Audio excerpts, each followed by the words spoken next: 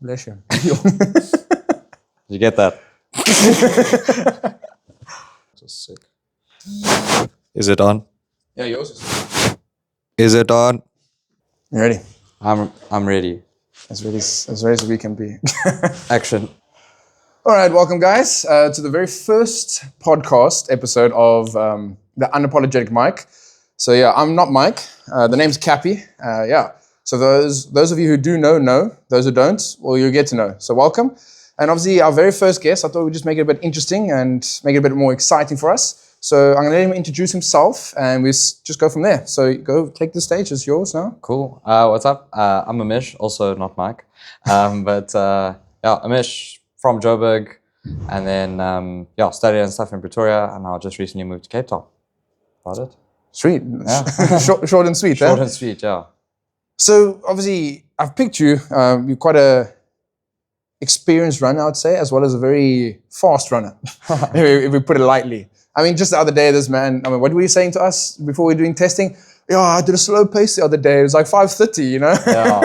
Yeah. So obviously I'm pretty young in the game, I'd say. I feel like I'm pretty experienced, but you're pretty experienced until you meet a whole bunch of other people that are way more experienced than you. And I think that's quite cool. That's why running is the sport that it is. I'm only 24 now, just recently turned 24.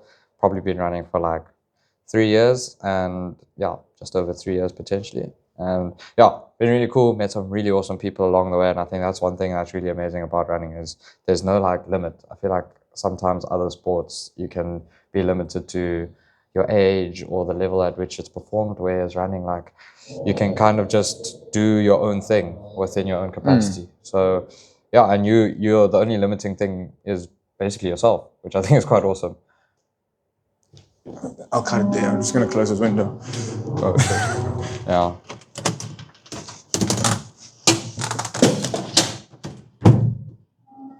It shouldn't come through though. No, I also have the noise dampening stuff on here, on the mic, so it should... On mic? Yeah, on mic, yeah. Right, so obviously you said you're quite new to the sport, but what got you into running? What started this whole process for you? So, interesting enough, I was actually quite a big cricketer. It's all throughout high school, I played cricket at a pretty decent level, played provincially and stuff. So fitness, running, sport was a big part of my life growing up. And I think, that stemmed from my family and things like that. We were all pretty active within our own right. We enjoyed different things. And then, growing up, high school, played cricket at a decent level, started playing that at varsity, played for about 3 years, varsity level cricket. And then obviously, sounds like a old fable now, the whole good old lockdown hit. And then that was kind of the only thing you could do, you gotta go get outdoors. And then I use it as an opportunity to, get fit for when I needed to be back for cricket. Started running and stuff like that. And my mates at the time were also kind of interested in the thing. And then we just saw it as a challenge to push ourselves, get a bit quicker. And then that's what we did. We started running. And now that was the only way you could also kind of socialize was, I guess, meeting people hey, let's go meet at a coffee shop, go for a run, and then come back. And that's how my love for it came. It became less and less painful the more I did it, which sounds really weird. So got into running like that. Kind of, I feel like a lot of people's stories, kind of my age, started like that. I think, how'd you get into running? Oh, it was lockdown. So that's how my story started. And then stopped. I'm a big people's person, so enjoyed being around people, and I think that's why team sports for me was really amazing. But then I think cricket kind of took a left turn after lockdown. I just wasn't enjoying it as much, and I was reaping the rewards on my running. Whatever I put in, I got out. And I think that's one thing that's really amazing is, like I just said, the only thing that you're limited by is yourself as a runner. So I think for me I was putting in the hours, I was putting in the work, and I really enjoyed it. And I was seeing the results. I was getting quicker, I was getting stronger on my runs. I was, whatever I put in, I got out. Sometimes that's hard to see when it's a high skilled sport like cricket and stuff like that. You can train as much as you want, but you could get a bad decision. You could, get unlucky. Whereas with running, yes, there is some sort of luck involved, but it's, what you put in. And then, I started a running community. It was, like I said, running is an individual sport, but you're brought together by things like the community and things like that. So started a thing where I was like, hey guys, I'm going for a run on a Friday. We have a ski and pull in. go for a run. It was mostly directed at my cricket mates. Like, hey guys, like I'm not seeing you guys at training anymore, games on the weekend. Why don't you pull in, start at the Seattle, do a 5K, we can catch up. And then, yeah, from there, it was just everyone else started joining, and now it's blown up to what it is. Yeah, and so obviously I heard you mention like obviously the whole coffees and stuff. So what is the name of this community you've created? So pretty simple. It's called Running to Coffee. That was basically it. It was just a whole bunch of people like coming together to run and grab a coffee afterwards. Like I said, initially it was just to reconnect with mates that I wasn't seeing as often. And then, a lot of people, I think it was just after lockdown when we started it. And I think a lot of people were like, oh, this is like a cool way to once again socialize. Like bars were closed, social settings like restaurants and stuff like that were closed. So it became an organic way for people to meet, other people or like-minded people. And I think it's weird because it's not like I invented running clubs. I mean, they were always there, but I think it's always weird. I think running has always been like an old person's thing. Like, oh, you run. Like, oh, that's like, people think like, oh, I'm a runner.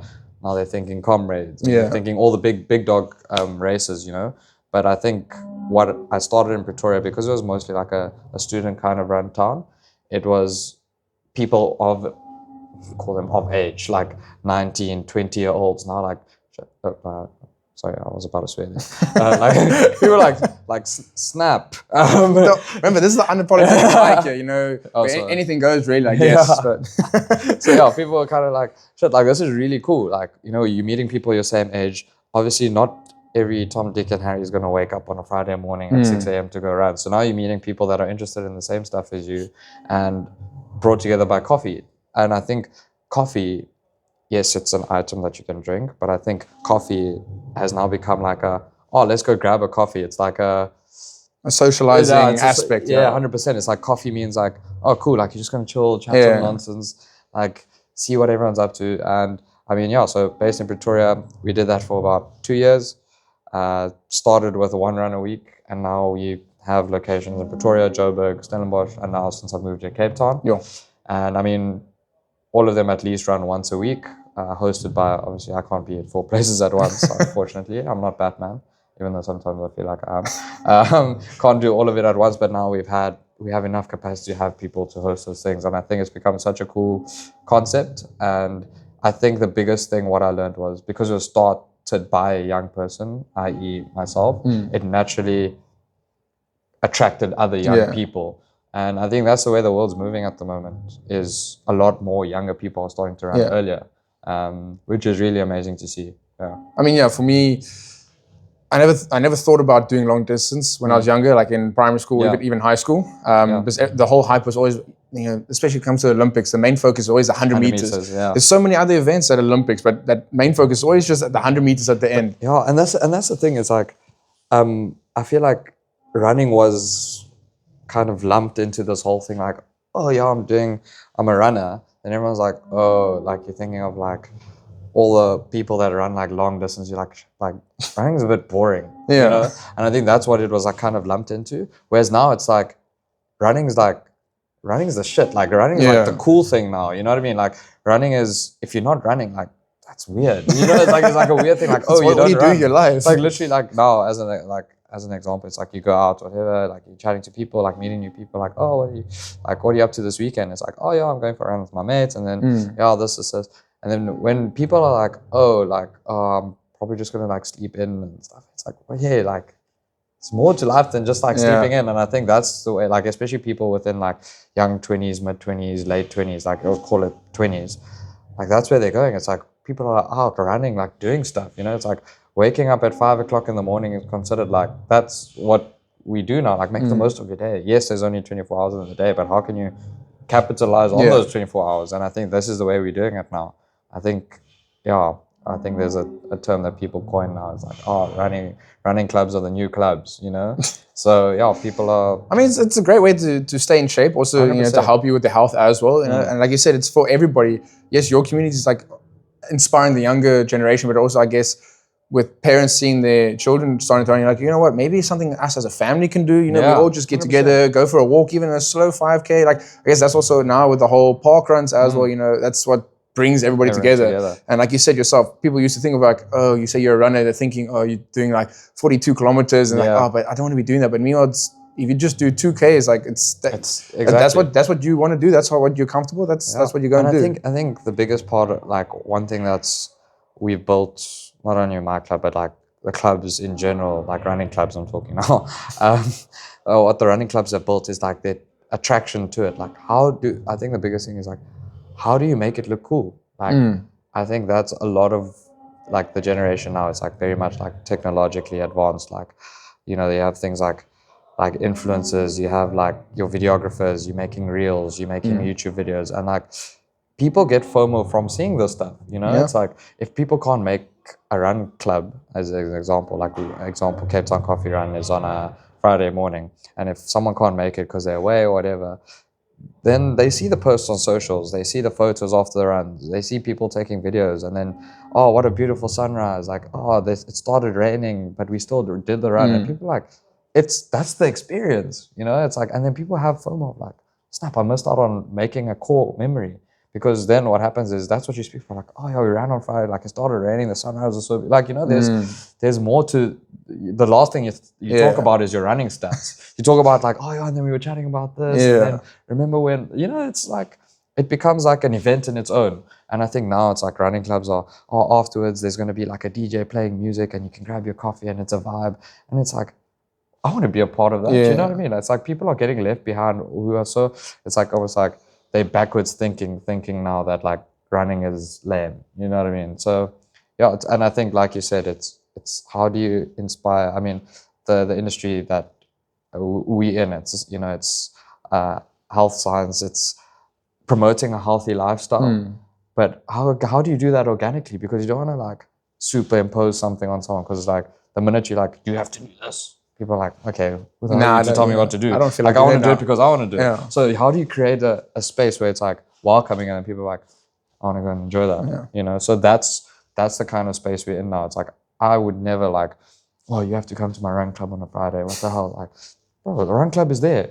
Whether you choose to be involved or not is your baby. Like at the end of the day, they're also human beings that can make a decision for themselves. And I think that's what the authenticity of run clubs. You don't have to pay a fee. Well, obviously, like as in like to join a community. You know, all you have to do is pitch up, and I think that's the biggest thing is who's willing to pitch up. You know what I mean? So I mean, sometimes the most important thing in life is just to show up. You know, 100%. And that's how things get started. You get there, and then even if you're having the worst day, but you get there, now you see this big community. Everybody's just, and someone comes to chat to you, you're like, actually, you know what? What was that mood I was in again? Like 100%. And I think that's the thing. I've made so many friends from these run clubs, and like have so many people out there that I've like met or learned from, even people that are less experienced from me, that they've like picked up something like, oh, I tried this, and then I tried, I'm like, damn, like, I wish I knew that. And also like older people that have come to our runs, like I had a conversation with a guy the other day from our run club in Cape Town. He's a bit older, he's about I think he's late 30s, early 40s, something like that.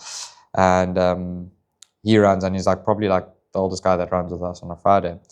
And he comes without fail every Friday. He's there and he chats to us. He speaks the same amount of nonsense we do afterwards. Like he's fully involved. And I was chatting to my one mate about him, and I'm like, it's so crazy, like how to think like we would have never met a guy like him in our life.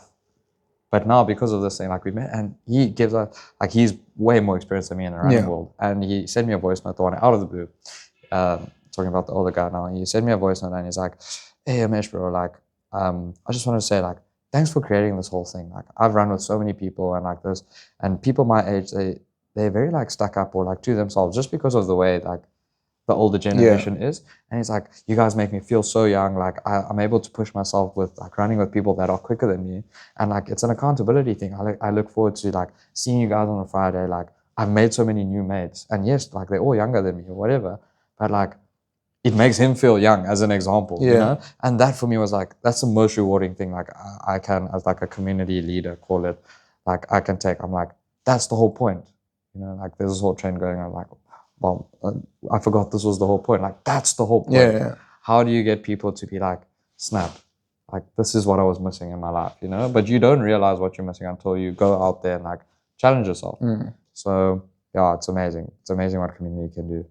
So obviously, like when you started with your running, did you ever envision yourself accomplishing what you have accomplished so far? Because obviously we'll get into that, but like more of you'd say, oh yeah, I'm running because I know you said it's more just to stay in shape or get fit, stay fit for your cricket. Yeah. But like after you were more focused on running, did you ever think about like, okay, you know what, I'm doing this because I want to complete a marathon, or were you just like, you know what, I'm just running and then what comes? Yeah, I think initially, so when I first started running, it was literally just to get fitter, and when I stopped obviously playing cricket, it was like, okay, cool. Like now I'm like in this whole running thing, and I joined a club, like not a social club, but like an actual like athletics club. And then I started like getting involved in actually triathlons. So started doing triathlons. I know how to swim, but I was never like a competitive swimmer. So like then I challenged myself to be like, snap, I want to do an Ironman, you know? And I did a half Ironman a couple of years ago.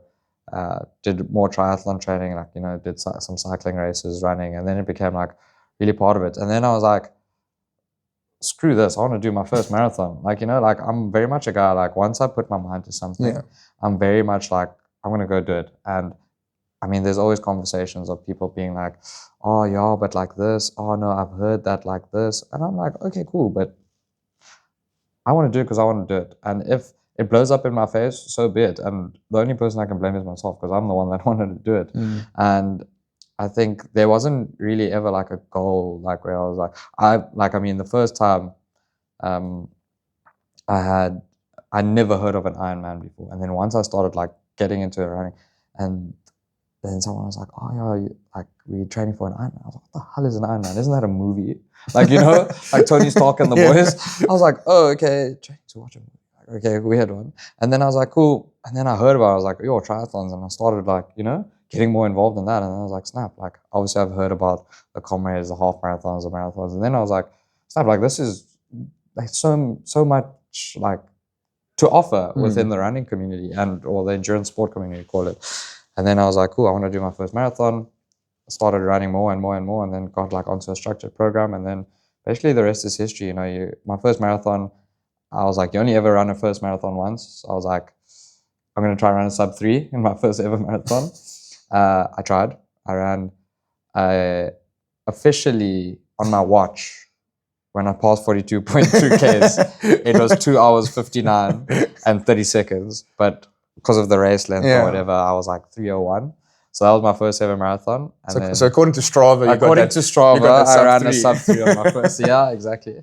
And then I did my first half Ironman. I came like second in my age category, and I think it became like an addiction. Like you're like, snap, I want to just get better and better and better. And then more often than not, you meet more and more people that are into the same stuff. Like, oh, we're running this race, like come join us. And that's the great thing about community. It's like everyone's so like pushing each other, like egging each other on. It's like, you know, you talk about like what's this thing? What's the word? Like influencing each other. Like, oh, such a bad influence. Like it becomes like that now in like the running clubs. It's like, oh, should we do this race next weekend again? And it's like the same peer pressure. That's what I'm looking for. It's like peer pressure, like in a completely different sense. It's like now it's peer pressure to be better, like peer pressure to get faster, like to do hard things, like whatever they call it, you know. So then I was like, I kind of set myself up. Like obviously, it was really hard to. I think a big thing about me and like the running that I do is balance. Like I love being social, like going out with mates, and also obviously with family and my training and stuff like that. But like at the end of the day, if you can live a balanced life and you can do it all, why not? You know, like I like to work really hard, I like to train really hard, but I also like to party really hard. And what's wrong with that? If you can if you have enough time for it. I'm always a big believer in there's enough time in the day. You make time to do things that you want to do. Yeah. So at the end of the day, people are like, oh, why don't you I'm like, that's not a priority of mine. Like I want to make time for my training. I want to make time to see my friends and family, and I want to make time to be able to work hard at work. So sometimes it sacrifices like, you know, my me time, but I also make time for that within my capacity. So it's all about a balancing act. And, you know, that's part of my goals is like not only the times and PBs, it's like, how do I set social goals? How do I set work goals? And then, of course, the athletic goals are a big part of it as well. So obviously you mentioned now you got into Ironman because some people are saying like they're training for this. How many Ironmans have you done so far? So I've only done the one. Okay. After I've done that, I kind of got stuck into the running because that one I did 2020, I think. Yeah, 2020 Durban Ironman. And then after that, I was like, I want to do and I had done, so they had moved it because there was like E. coli or something in the water. So I shifted it from the usual June time to October. But in October is Cape Town Marathon. So I had done my first half Ironman in October, and 2 weeks later was my first marathon. So the timing was a bit off. And once I did my first marathon, I was like, cool, like I took a bit of a break and then just started running again. And I was like, snap, there's this thing called Two Oceans, and it's in April. So I just locked into the running. I had also started my honors degree. So timing wise, I didn't have enough time to cycle as much and swim as much. So I just focused on the running. And then I did my first Two Oceans Ultra the following year. And then after that, I've kind of just really focused on the running.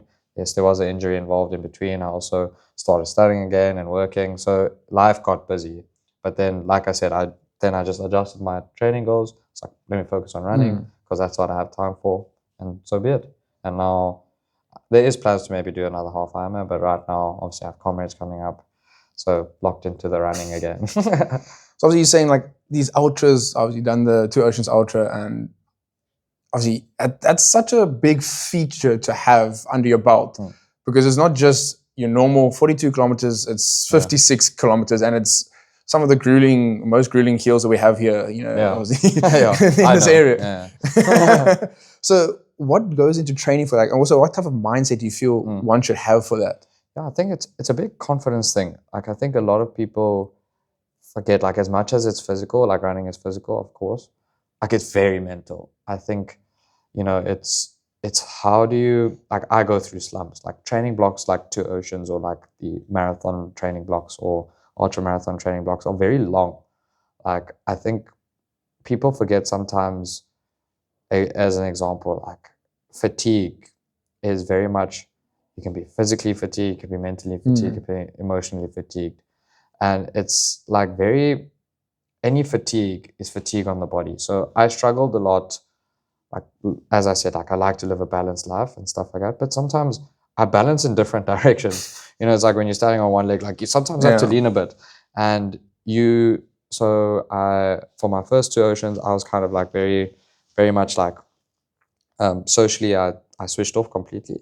And I was very much like train, and just did my work, and I trained. And it was cool because, I was like, this is my first ultra, like I need to do it. And cool, I did it, but I still, like on race day, like I struggled because my training took a knock because I was working really hard as well. So I didn't get the sessions in I was supposed to. And socially, like I kind of stood back from my mates, like wasn't seeing them as often this. And they were like, you know what, like they respected, like, no, he's like locked into his training. And that's fair enough. But after I had my first Oceans, and naturally your body's never been there before. Like you've never run that distance, so you never know what's going to happen. And yeah, like race didn't go according to plan, but I still finished. I got a decent time. I did just under 5 hours, like very respectable. I did want to go close to 4 hours 30, but got sub 5 hours, and I was cool. I ticked the box, and then like after like a week afterwards, obviously I was on a high, like, oh, I did it, and this is like I've run Two Oceans, and in my head I was like, was it worth the sacrifice of not seeing my mates and like switching off that social life completely? And I answered that no, because I was like, I'm not Gerdestay, I'm not these big dog runners, I'm not Kipchoge, I'm not guys that are chasing minutes and seconds and milliseconds. I'm just a guy that I want to put my mind to something and achieve it. And if I was maybe more social, maybe I would have been more relaxed, because now I've put like so much pressure on, I'm training for Two Oceans. So now if I don't get the time that I've set myself out to do, the war's going to come to an end.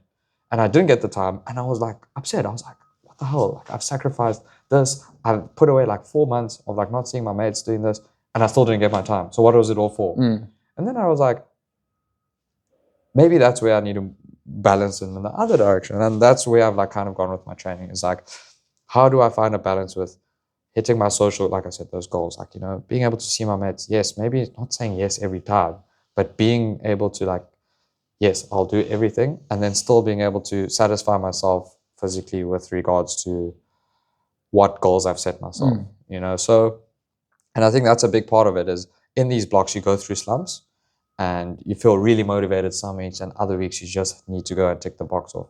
But it's all about creating a habit. I think that's one thing about being on a structured program is after a couple of weeks, once you've like gotten into it, it feels weird when you like step away, when you're like, oh, I'm not going to train today. And then the next day you're like, I should have trained yesterday, you know? So it's about keeping yourself accountable with whatever goal it is. Like if you're like, you know what, I'm going to make more time for friends. Keep yourself accountable. Did you make more time for your friends? I need to get X, Y, and Z done until I'm able to train. Like example, like I need to do this at work this week before I'm able to train for this many hours. Like there is a way of going about it. And I think sometimes people get so like left field, especially, I'm not going to call them socials, but like social athletes, but like people that are wanting to achieve certain goals. But that's obviously my personal thing. Is like you get too locked in and then you get really disappointed. And then you look back and you're like, was it worth all the sacrifice? Whereas, yes, you can sacrifice in other departments, but you don't have to sacrifice it all at once. You know, compartmentalize. Yeah. And I think that's a big part of it is how do you mentally be able to be like, you know what, this is my goal. Cool. If I don't achieve it, that's cool. But I was still social. I was this. I had fun. And that's the life we're living in at the moment is there's so many pressures on all these other things. How do you take the pressure off to be able to enjoy it all at the same time? I think that's a bigger part. Yeah. So obviously you're talking about the whole mental side of things and then, you know, what would be some words that you might want to give to the people on how to not necessarily battle with it, but push past that limit? Because, like you said, at the end of the day, if you want to get the goal, you need to put the work in. But sometimes, like you said as well, you're just not there. Like your mind's just not there, or you're just physically not there for the week because it's been a tough week. Yeah. But what would you say that for you worked for you? Maybe if you did hit those walls, what worked for you that might work for other people that could help them? Like, okay, cool. Like, even though yes, I'm feeling this way, but what sort of could motivate them to actually just push past that a little bit? Yeah, I think that's very like subjective, of course, like you said. But I think from my perspective and my experiences, a lot of the time is I'm a very like proud person. Like I'm very, you know, I feel like, you know what, I'm okay. Like I can do this myself, and I rarely ask for help. But I think one thing that has helped is asking for help. Like don't be too proud. Like if you're not okay, it's okay. Like that's why you got to surround yourself with correct people. I think that's one of my main things is like the friends that I've made through this whole thing and like the people that are in my life. Like it's so important to me. Like as an example now, it's like I don't really have much family in Cape Town and things like that. So like my friend group in Cape Town is really strong and like really important to me. So it's like how do you surround yourself with and like the right people that you're able to be really honest with them. And this is what I'm trying to say is like with pushing like let's say social or friends aside to like go for your own goals, it's like then after a while if the shit hits the fan, who are you gonna go to? Yeah. Because now you've pushed them aside and they're like, okay, he's doing his own thing. You know, it's like how do you keep that balance? And I think for me it's being able to reach out to people and being honest with yourself to be like, you know, I'm actually not okay, and asking for help.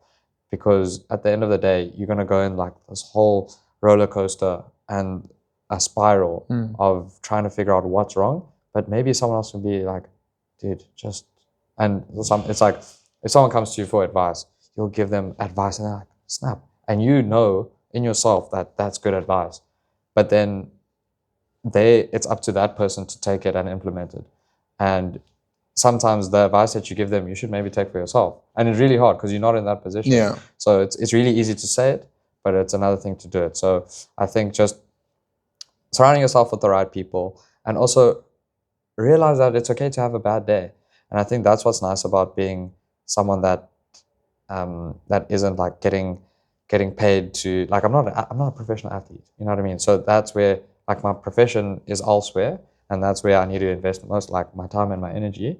And in the same time, it's like, you know what, if tomorrow I wake up feeling crappy, it's not going to be the end of the world. I'm not going to lose all the fitness and the gains that I've had in one day. Take the day for yourself. You're allowed to take time for yourself because at the end of the day, no matter what, you live with yourself. Like, you know, you're the only person that matters.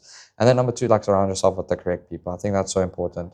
And just be honest with yourself. Like, it's okay not to be okay. Like, reach out for help, and people are willing to help more than you realize. Like, don't be too proud to ask for help. Yeah, I think that's a That's what I'd say. Nice. So hopefully, obviously, there's some people out there that can use it for themselves, or at least they feel that maybe not so alone, thinking that, oh, I'm the only one going through this. Because again, I feel like a lot of the time people forget, we're all humans. And yes, your struggles aren't the same as mine, but it's like, if you're just there for the person, even just someone to listen to, doesn't mean you have to necessarily respond. It's just sometimes someone needs that venting session. And then at the end of the day, like, you don't realize what the impact you actually had on them. And then, you know, they come back to you like, listen, I appreciate what you did for me like the last week. And you're like, I just sat there. It's like, no, but it doesn't matter. It's a small thing, you were there for me when I needed the most, and it actually helped me. 100%. Obviously, you're talking about, you mentioned Comrades. And I know it's your first Comrades coming up now, right? Yeah. So how are you feeling? Like, obviously, it's a very big feature now as well. And I saw they just released like the starting venue, and also they changed the end venue now, no longer in the cricket stadium, but also the distance now. It's just, I mean, I think 10 meters shy of 90 kilometers, which annoyed me. I was like, come now, you couldn't just extend it a little bit. But I might be running 10 meters off the finish line. But how are you feeling towards us? It's what, 5 weeks, 6 weeks out? Yeah, just about, I think it's just under 6 weeks now. Yeah, of course, like really excited. I think it's, you know, like I was saying earlier, it's like with every first thing, it's, you know, first time kind of nervous. I think it's going to be really exciting. I mean, I'm not really going out there to put pressure on myself. I'm just going out there to tick the box, honestly. I've obviously heard so many good or amazing stories. I've heard sad stories. I've seen sad stories when you watch it live on TV, you know, when people get chopped off just before the cutoff.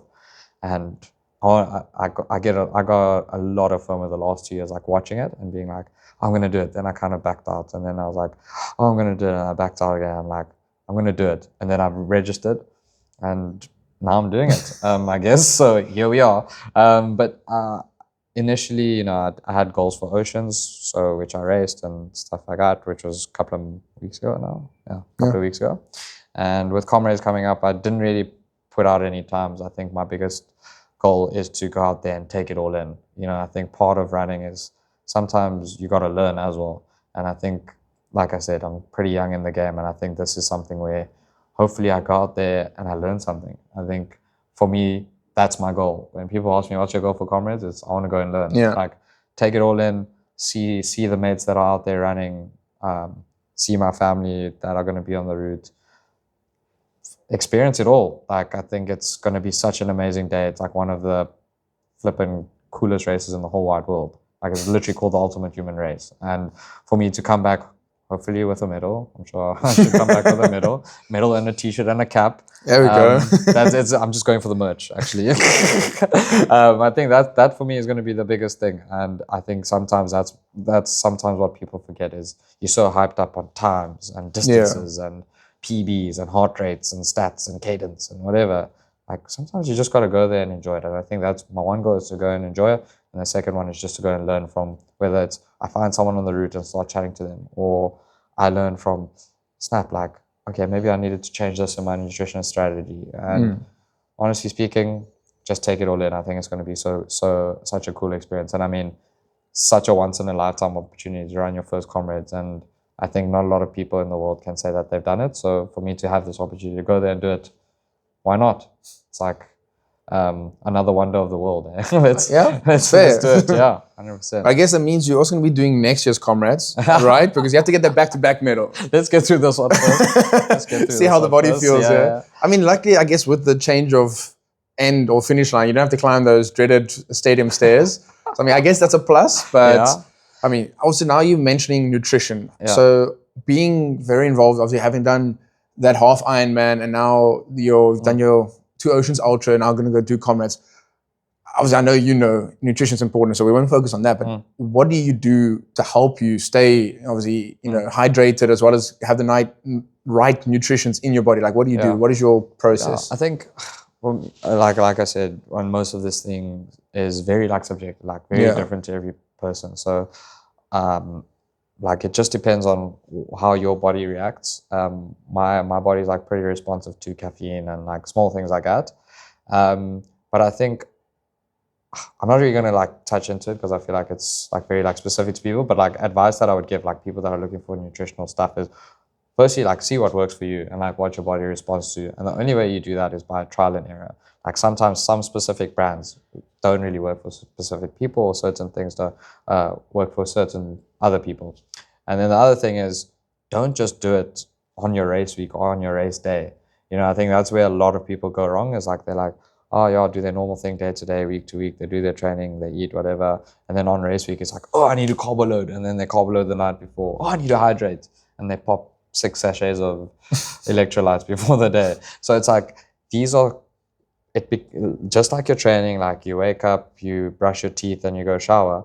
And then with your training is you warm up and you stretch afterwards or whatever it is. You know, it's a process. It's on a weekly basis, you should be like fueling, hydrating, refueling, recovering within like a week-to-week basis, because that's part of your and that's when you get to see, okay, why am I still stiff when I've had my, then it's like, maybe you need to change your or whatever, your supplementation that you're having. So it becomes a habit, because then, just remember, your body gets used to it, used to the supplements that you're taking on, etc. So it's getting your body used to supplementation and nutrition, etc., so that on race week, it's not a shock all of a sudden. And that comes into your interval sessions, your long runs, in your training. Fuel for those. Like, even though it's just training, like fuel for those, because that's where part of the actual running, that's training, yes, but fueling is also training. You know, it's like, I think that's where a lot of people get it wrong. It's like they almost panic nutrition, panic dietitian the week of the race. So my view on it is, do it consistently, see what works for you, and so be it. Yeah. Obviously, as you guys know, I mean, Amish just said that he's not the professional. Obviously, it's not. It's just what works for him. Yeah, 100%. If you are looking for someone, you want a better help, just find a dietitian you can go speak to. They are more than qualified to help you guys with what you need, and obviously they'll be able to guide you. Yeah. But yeah, so obviously all of this together, like you said, it takes a lot of balancing. Has time management been something you've always been good at, or has it been something this has made you become good at? Yeah, I think what I was saying is, you can always make time for things that you want to do. I think growing up in high school, and you know, my parents I was in a very fortunate position where my parents allowed me to do basically any sport that I wanted. They allowed me to be like social with my mates, or like they would take me and drop me off at, you know, like friends' houses and things like that for all these things. And I think the way I structured my life, like growing up in high school and stuff, was I played sport. So early mornings before school, like I'd be there for gym, and then obviously school, and then after school I'd have training again. So my life was already structured in a way where I had full days, and then after training I come home, shower, dinner, and I have to do homework. So my days were pretty full. And I think when I got to varsity, it was very similar. I had my structures in place to like play cricket, and now all of a sudden, yes, there was a timetable, but there was a lot more free time. But it's like, what do you do with that free time? And I would go train, I would do this, I'd make time for socializing. So for me, it came pretty naturally because of the way I was growing up. And I think a lot of people struggle with it. But I think with enough planning, and like I said, once again, it's a habit. Like for me, if I don't have a structure, I don't put it into my calendar, I feel lost. Like I think when my first year of work, which was 2 years ago, I used to put time in to do nothing. Like in my Google Calendar, I was like do nothing. Like that's how structured my day was. Like now I'm a bit more relaxed with that, but it becomes like a habit. Like you structure your day because it's like, okay, cool, I have an hour and a half there. Okay, I can go gym. Okay, I have an hour in the morning. Okay, I'm actually just gonna go for a walk. And then there, I'm gonna watch TV and make dinner. Like, you know, so I've always been a decent person with time management. Sometimes 5 minutes late. My friends always used to say like, Amish always needs 5 more minutes. So yeah, maybe I do need 5 more minutes. I should just have a bar one. 25 hour day. But yeah, I think it's come naturally to me just because of the way that I've grown up and things like that. But it's a skill, I'll be honest with you. A lot of people struggle, and a lot of people have commended me with like, how do you make time for everything? But at the end of the day, you can. I think that's the biggest thing, is you make time for things that you want to do. Yeah, obviously, and you've mentioned gymming. So how would you, I know there's people out there that gym or they'll go run, but some of them don't run and gym. So how important is it for you? You know, what injuries have you dealt with, and what injuries have you seen actually been prevented from you going to gym? Yeah, I think it's, like I said, it's being able to, once again, it's what you have time for, I think, and also access to. Like, you know, people are lucky enough where you have full gym access. That's cool. But sometimes people also don't have that. Yeah. And you can, there's stuff that you can do at home. It's all what you prioritize. You know, like you can also get away with running by just running. But yeah, I think for me, naturally, I also get pretty bored. I know that sounds really bad. Like I get bored of just running, and for me, like my running is sometimes very like structured, and like I'm quite serious about my running. Like when I'm running and I have like intervals and times and pace I need to hit, I'll do it. But within the gym setting, like there's specifics that I work on. I could probably do more mobility.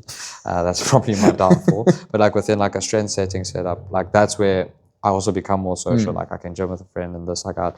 But yeah, injuries wise, I haven't really had many injuries, I'll be honest. And I think that does stem from just being really consistent with your strength training, very much obviously directed to running specific strength training. And then, of course, naturally, I'm a guy, you know, do the guns, like, you know, the arms, upper body, try to get a six pack here and there. So it's like... It's, from the store, like the store, or like... Both. Okay, yeah. You buy the six pack and then you try work it off to get a six pack again. Yeah, so you just kind of... it's kind of a balancing act, like what you have time for. Like it is hard to do both. But it's quite rewarding when like small things like your injuries and niggles go away. And I think that's the thing, is what happens is people forget that like running is actually a high impact sport. Like you're running, you stepping on your foot all the time, and for that you need leg strength. Like how are you going to run up these hills really quickly without leg strength? Like, yes, you can do hill training and whatever, but you need the leg strength, and like those accessory muscles is what gets you through it. And I think for me, the biggest part is training.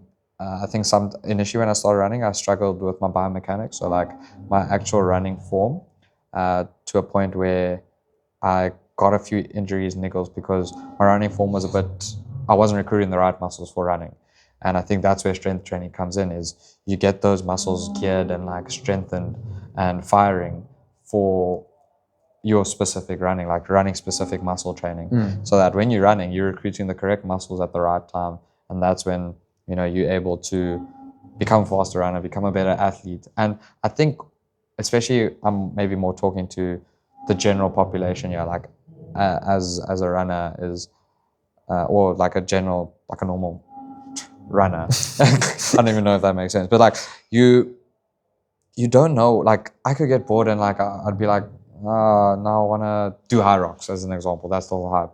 But now, if you've just been running, you're going to struggle to like be able to train for that. So that's why I feel like I said, in balance in life, you can also have balance in the way you train. You can run, you can cycle, be multifaceted. I think that's quite important, because like now it transfers into your daily life. You know, like, okay, cool. Like I'm strong enough to pick up my kid or to carry the groceries. Okay, I can run from here to there fast, but I don't have strength to carry something. You know, it's call it being more functional, whatever you want to call it. But I think being multifaceted is like really important, because now you can transfer into different sports.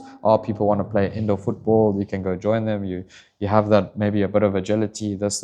So that's my idea about strength training, but also being multifaceted, being able to do everything. But like I said, that's me. Yeah. So to sum it down for you guys, you know, with all these big words he's been using, basically, yeah, do your strength training, okay? Yeah. Stop being lazy, just do it. But yeah, like Amish said, if you don't have the access, try even a backpack with some books in it or something, or some water bottles at home. Try to do what you can to help prevent your injury before that actually happens. And like, I feel like, especially for me, when I started running, I was just like, cool, I'm just gonna go run. And I never really thought about anything much, but I was like, but every time I go run, I must get a faster time, you know, every time. So even in training sessions, like, no, I did 25 minutes for like my 5K. I was like, no, but tomorrow I must do 24:50. And when I wouldn't get up, I'd be so down on myself until I realized, you know what, it's like, this is training. It's not like, that deep, it's same thing like with my sport training. Like in high school, I was doing like rugby or cricket. It's like each session is going to be different and you work on different things. 100%. So in order for the bigger goal. Yeah.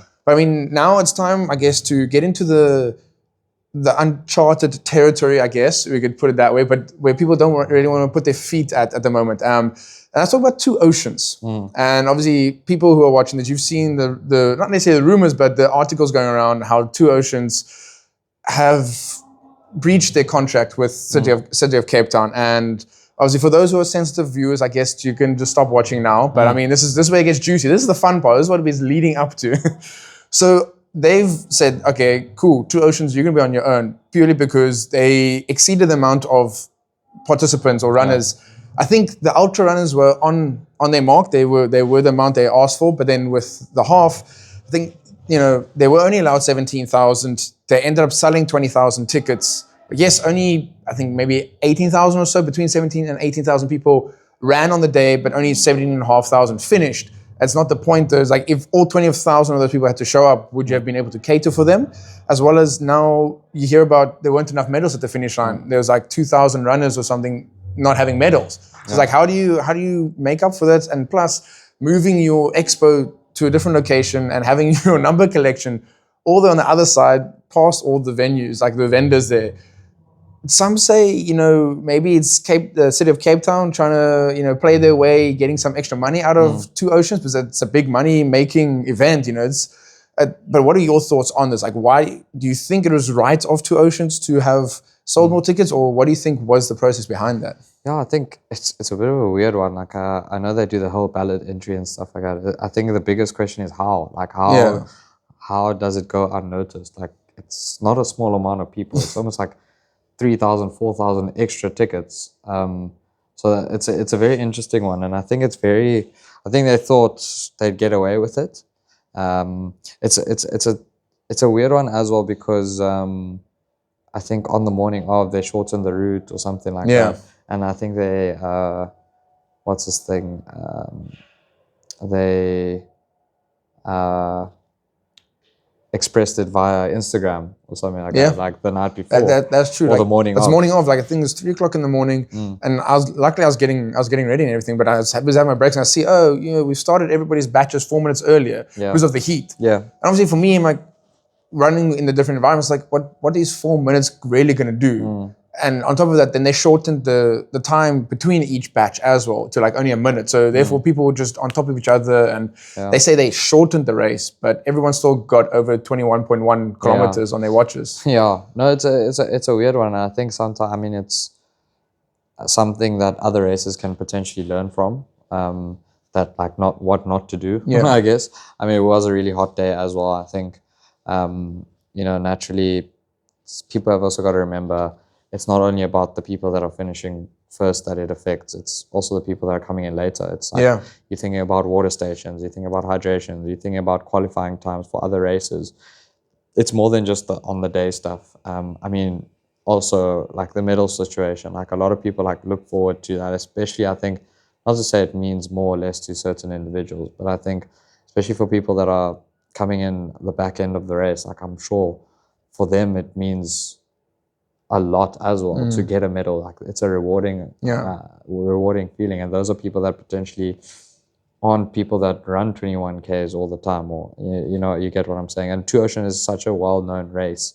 So hopefully they can sort it out. I don't know the politics behind it, but I think it would be a really sad miss if they're not able to do it next year or following that. I think it's also quite iconic, like up there with Comrades and well known around the world. I mean, it's such a stunning race. I mean, the ultra and the half, I've done both, and they're both such stunning races, and to lose such an amazing event would be sad. So hopefully they can pull a hat out of the bag. I mean, they have about 8 months, 9 months, 10 months to sort it out.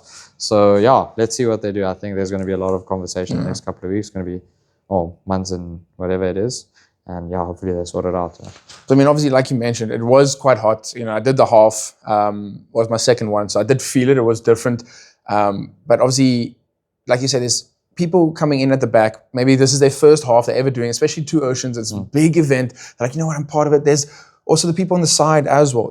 Like they're out there trying to cheer for people. And it's like, you're trying to make them feel special, and you see it on the TV when they're crossing that line.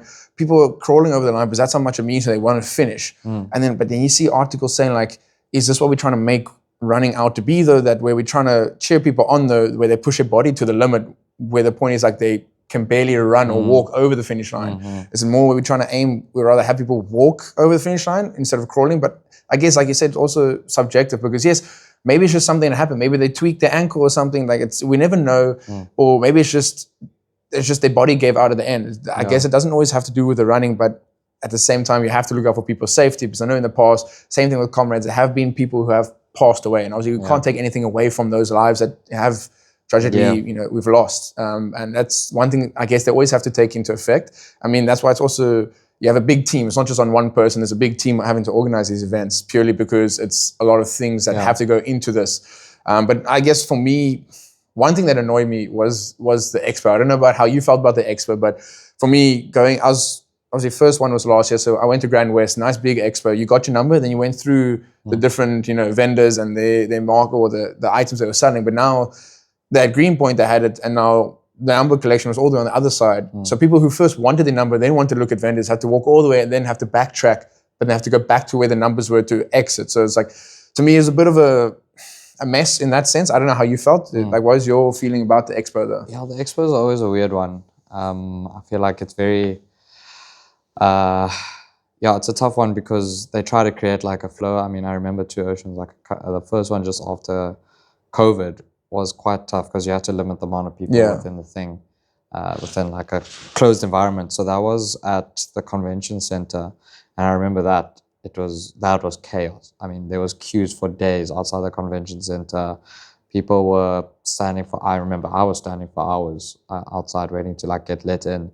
And I think they tried to create a happy medium this year with regards to like having the expo kind of separately to the like the race number collection, which I completely understand. But naturally, like venues and stuff, like I think there was even like a rugby game on that weekend or something like that. So it's I think organizers, it's tough for them, especially with such a big event, and having a race on a Saturday and a Sunday. Because you must remember, some events, like example Cape Town Marathon, is only one day. It's on a Sunday. They have the 10K on the Saturday, but it's not as big as an example. Whereas here, it's two big events on Saturday and Sunday. So it's quite hard to organize, because I mean, people are flying in, people need to get to work. It's a normal working week. It's not like the world goes on pause for a running race. So, I mean, I think it's always a weird one, but I think it's up to the person at the end of the day. Like, you got to make time to go to the expo. You know the times well in advance to get down, get your race number. Like, okay, cool, I need to collect my race number. Okay, I'm not going to have time to see the expo. That's on you. You know what I mean? Or, listen, I'm going to go this time. I'm going to take my time at the expo. Then, so be it. I think it just depends on your planning as an individual. But I mean, I think from an organization point, it's always difficult for them, especially with all the brands and things like that. But a bit underwhelming, the expo, to be honest with you, some of the brands that were there. But also, venue-wise, I think they try to change it up, and I don't know if they feel it worked or not, but I guess it's always, when you try new things, it's either going to be hit or really miss. Good, and in order to find out what works, you have to try it and see. That's why, like, growing up, also my parents like, don't knock it till you tried it. They always force fed me. I'm joking, they never force fed me anything. It just always ate my vegetables though. But what I didn't like, they're like, cool, you tried it at least. So now you know. You can't just say no and not have tried it. But 100%. I mean, I'm looking obviously to do my first ultra next year. That's why I was very gutted when there was mention of it potentially not happening. So I was like, well, I wanted to use that ultra, especially as training, because I want to do my first Comrades next year as well. So it's like, I'm really hoping they can figure their things out. I hope, who knows, maybe it is Cape Town trying to get a little bit more money out of Two Oceans, but they realize, okay, damn, you guys are making some big bucks here. Maybe we can score a little extra. Who knows? I guess we just have to wait and see. Like you said, over the next few months, they can sort something out, and then hopefully it can still continue. Because I think it's one thing that's also, I mean, it's not a bad name on them, but I guess it sucks for those trying to get the blue numbers. Now you're on race number 9, and like next year would have been your 10th one. Then it's like, and that's the thing. I think it's also about the history of the race. I think a lot of people would be bummed if the race disappears. But I don't know. I just have a feeling like it's too iconic for them not to, not included. Not included. Yeah. I mean, another like topic we can quickly discuss. you got your top, obviously complimentary, your racing top, they're part of your package for ultra. Us half marathoners had to pay for our tops, whereas last year it was included. So I don't know why. I mean, I didn't really go too deep into that to see why, but it's tough. I think sometimes running is not it's not a very like lucrative sport. Yeah. You know, so I think that's where some of the brands, it all depends on the sponsors you get and things like that. That is also true. So yeah, I think what might have happened as well, I don't know if this happened, but potentially they realized that they oversold their entries and didn't have enough t-shirts. So then they kind of made it an option now to be like, okay, well, we can't give everyone a t-shirt because we don't have enough. So let's kind of put that away by saying, cool, you got to buy your t-shirts because not everyone's going to buy one. So yeah, but that's politics and I'm not a politician. Sounds like their problem, not mine. I mean, it's one way to stay out of it, I guess, you know, just stick to what is in your world, you know, leave the rest 100%. Of those that, I mean, obviously we know you have Comrades coming up, Captain Marathon, I'm assuming again this year. Yeah. Any other big events that you're looking forward to this year or potentially next year? Yeah, so Cape Town Marathon, well, obviously got Comrades in a couple of weeks. Then I'm probably going to take a little break. High Rocks is on the cards potentially. I'm not too sure yet. That's why I said, if you do your strength training and run at the same time, you can do whatever you want. The world is your oyster. So yeah, High Rocks could be on the cards. Also just something to have fun with, enjoy the training, enjoy being able to move and be fit and strong. So yeah, High Rocks could be there. And then, no, like time goals just to go experience it again. And then not Two Oceans, Cape Town Marathon. Going for a big time there, going for like 2 hours 50. Okay. That's the first time I've said it out loud. So, but I mean, you just got a 2 hour 58, right? In last year's one? So yeah, like 2 hours 56. Yeah, we'll take it. So yeah, 2 hours 50, and then Gun Run. It's in September. Yeah, September, side October. Yeah. Yeah, so Gun Run will be before that. I'm hoping for sub 80 minutes. Damn. So yeah, got some speed work to do after Comrades, which will also be exciting. Got some friends as well that are keen to push the limit, push the pace. So it's going to be a fun training block. Hopefully after winter. It's my first Cape Town winter, so I think I need more luck for that, to be honest, than anything else. Okay. Yeah, happy. Nice. Well, I mean, there you have it, guys. I mean, first guest here on the Unapologetic Mike. Like we said, our names aren't Mike either. Yeah, no Mike. But yeah, I'd just like to thank Amish for coming out and having the time to chat about all this and your experience, and obviously giving some advice to those that might not know what to do. Maybe they're stuck on where to go. Yeah. So yeah, but again, I didn't mention at the beginning, or I might have. Wait, I'll cut that part out. I might have. Oh, yeah. So again, remember, the Unapologetic Mike, it's where we talk about anything and everything. It's just people's opinions and what we feel. It's subjective to us. Again, if you have something else, that's fine. You can leave it down in the comments. Let us know how you feel about the two oceans or anything, but please don't take this to heart. You know, it's just a general chat going on here. Don't hate on us. But yeah, until next time, this was Amish. I'm Cappy. I'll see you guys in the next one. Cheers. Guys.